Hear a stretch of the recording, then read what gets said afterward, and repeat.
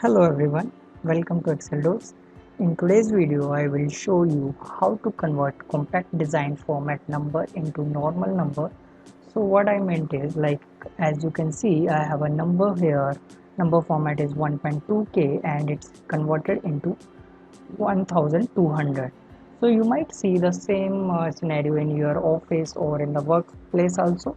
So how to convert these number? So let's get started with the video.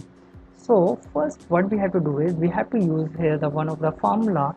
So I already have that formula with me, so I will simply just paste the formula here. The same formula I have mentioned in the video description also. You can copy the formula from there and paste it here, and then simply drag and drop the formula. Now you can see we have converted the number into the normal format.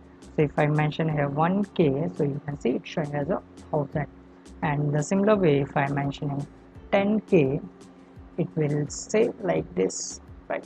So this is how you can convert any of the number compact format design into normal numbers. I hope you like this video. Please like, comment and subscribe to Excel Doors. Thank you so much for watching.